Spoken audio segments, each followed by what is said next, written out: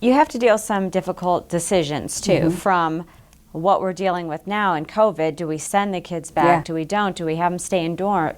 To perhaps faculty not being happy and wanting more money, or versus trying to keep it affordable for the kids.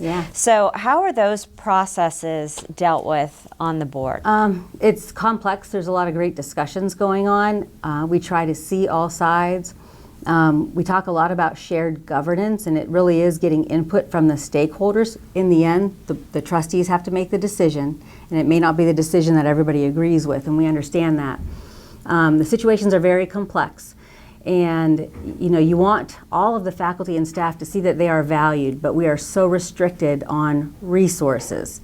And so it just seems like, everywhere you go, there's always this friction between, management and everybody else. There shouldn't be. Our goals are the same in the end. And the goals are to keep the organization healthy and to value the employees and to pay them a competitive wage. Everybody wants that. In the end, we all want that. And so how do you get there, and how do you communicate through that? And so that's what we have to work on, and I think what we all can do a better job at. And you're still going to see some difficult decisions being made because we have to. So hopefully they can understand at least the reasoning behind it, and I think if people can understand the why, maybe they'll accept those decisions, whether or not they like them or not. As a doctor on that board, did you have strong opinions on the kids coming back with COVID going on? So I will tell you, the leadership team at YSU really led those discussions, and they worked with all the universities in the state, so that was a whole separate entity. But my personal opinion is we can't stop life for this. We have to be smart and protect ourselves. When you look at young people and children, we need to protect them, but they also have other risks if they're not in school, and those risks are significant. The social isolation that comes with it, and the mental health issues that we see. So we need to be very careful, even in young children, the developmental issues that we would see. So we have to be very careful in weighing those and doing our best to protect them, but knowing that we still have to move forward with this.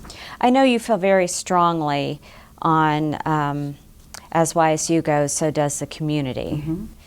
Tell me what you see those goals and that strategy being in terms of the Valley and YSU. So, YSU are part of our strategic plan. We're taking charge of our future, and that's what we have to do. So I fully believe that we have the capability and the control to be able to make a difference. And so now the burden is on us to actually do it. What they've been able to work on and bring into YSU has been phenomenal. And we have the Excellence Training Center going up and all of those great things. And the level of the faculty who are teaching those courses is amazing. And so now it's leveraging what we have in front of us and really making a difference. And so I'm hoping that the entire Valley can see that. President Tressel is a true visionary. There aren't that many visionaries out there. And he truly is a visionary and understands what this region needs to be able to thrive and succeed. So I do think the burden's on us to make it happen. But I believe the entire board, the staff, everybody's committed to making it happen. And sort of going back to your other hat, putting on your other hat, what are your major goals for the Salem Regional Medical Center? So very similar. So we want to make sure that people see the value in the health care that they're getting here. We want to make sure that our health care remains accessible and that people don't feel like they have to leave our area to get the best of care. We want to try to bring healthcare closer to the individual, so rather than staying in the four walls of our hospital, actually reaching out into the community and really focusing on health instead of illness. So yes, we're here to treat your illness, but it's also incumbent on us to make sure that you stay healthy, or at least that you have the resources to try to stay healthy. So it's trying to elevate that in our community and making sure that they're aware of the resources that we have and really bringing healthcare to them. So we'll see how this goes. The pandemic's kind of slowed some of that down, but I think we'll get there. We've seen the revitalization of Youngstown, and where you live here in Columbiana, it's been going through a real renaissance itself. Tell me about that. And you're from Trumbull County. Yes. Why did you settle here? So one was for the position, so to be closer to the hospital here. And when we went out looking, I was joking with you earlier, I thought the world ended at Western Reserve Road. Sorry, don't mean to offend anybody, but I just didn't know much about it. And so we came down, started to explore, and took a look at Columbiana. I thought the schools were fantastic, smaller in size, but really accelerated programs, and that's what I was concerned about with my kids. Very safe environment. Saw a lot of potential with the area, and so we ended up moving here, and now of course it's the nicest place in the USA. It definitely has a vibrant feel to it. It's kind of, I always call it the hipster rural kind of area. It's just different, and I kind of like that. We have a lot of activities that we can do here. It was just a great place to raise your family and get to know people here. It's a lovely town. It's a Hallmark postcard is what I always say. So. Tell me about some of your other passions that we don't know about. So I love working out. Don't do it as often as I'd like to. So I was an avid runner, competed in a lot of marathons over the years. Wow. I think about 10 of them. And then you start to get old, and so you have to take it easy. But I still love to run, so most of the time people will see me out and running, and especially on nice, warm, sunny days. I love the creative arts, and I personally like to do art, so I like to draw, so I spend my time, and portraits are my thing, so I like to draw portraits. So just things to kind of take your mind off of sometimes the everyday stressful activities, and sometimes creativity is a good way to let that go. So I enjoy spending time with my family. You have 2 sons. I have 2 sons, 2 boys.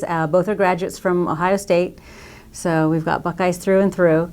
One is following in your footsteps. Well, yes, he's interested in medicine, so that was kind of a last-minute change. He was a neuroscience major in undergrad, so actually transferred back up to YSU to take some of those pre-med courses.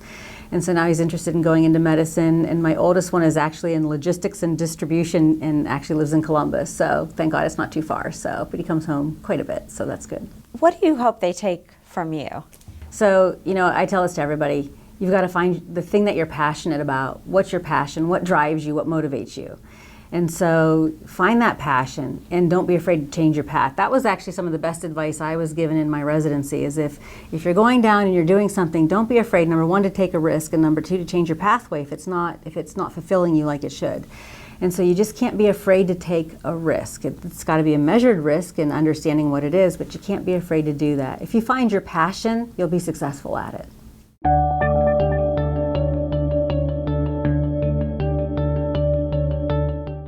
Built for the 21st century American workforce, Eastern Gateway Community College has 2 campuses and is a national leader in online learning.